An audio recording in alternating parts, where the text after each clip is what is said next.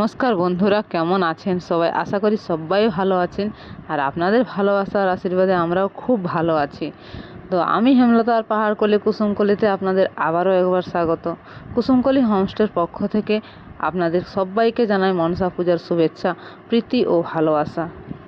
দুজনেই সারাদিন উপোস করে ব্রত করে বিকালে স্নান সেরে শুদ্ধ বস্ত্র পরে মা মনসার পুজো করতে বসলাম।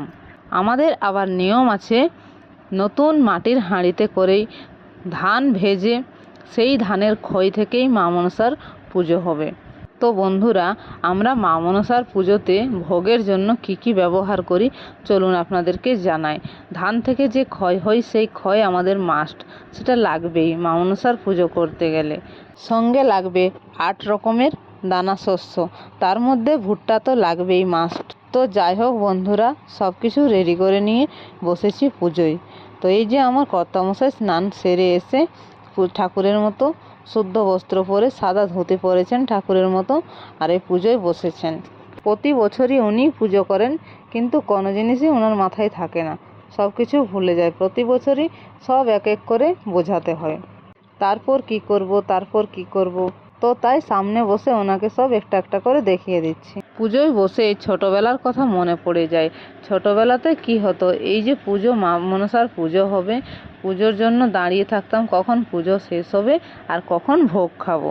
তো এই যে ধানের খইয়ের ভোগ, তো সেই ভোগ খাওয়ার আশায় দাঁড়িয়ে থাকতাম কখন ভোগ খাবো। আর আগেকার দিনে মা ঠাকুমারা বলতেন যে মা মনসার পুজো না হলে এই খইয়ের ভোগ আর ভুট্টা খাওয়া যাবে না কোনোতেই।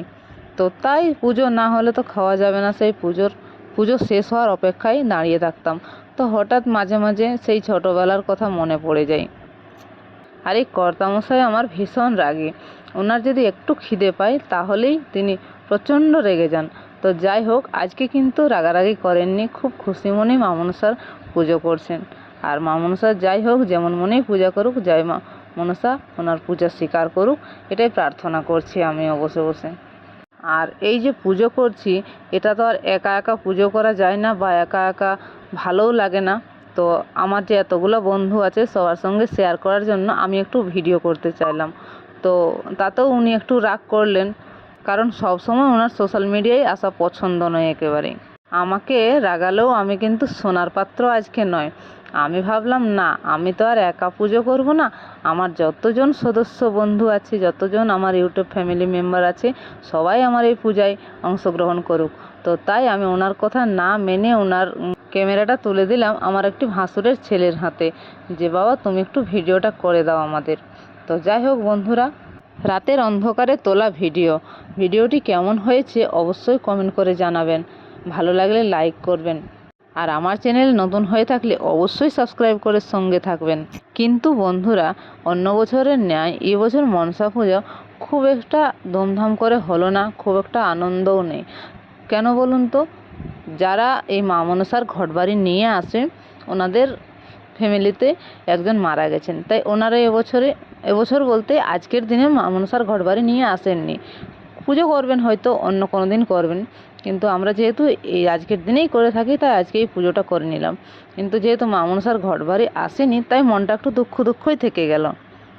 এবছর মা মনসার পুজো তুলসীতলাতেই সম্পন্ন করতে হলো, মন্দিরে আর যাওয়া হলো না, তাই মনটা খুব বেশি একটা আনন্দ হলো না। যাই হোক, তবুও মা মনসার পূজা সম্পন্ন করলাম। আমরা মা মনসার পুজো শ্রাবণ মাসের সংক্রান্তির দিনেই করে থাকি। সেদিন থেকেই আমার শ্বশুরমশাই চালিয়ে এসেছেন যে আমরা ওই দিনটাতেই পুজো করে থাকি, যদি কোনো অসুবিধা না হয় তাহলে।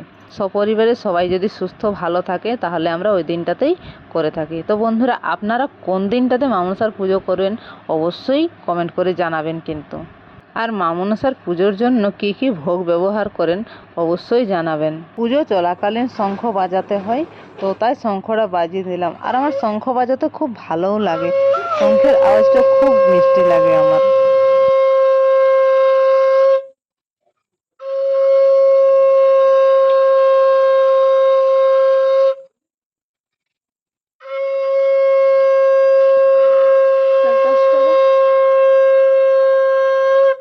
তো যাই হোক বন্ধুরা, এভাবেই আমরা মা মনসার পুজো করে থাকি, আর এভাবেই মা মনসার পুজো আজকে সম্পন্ন করলাম। তো বন্ধুরা, সুস্থ থাকবেন, ভালো থাকবেন সবাই।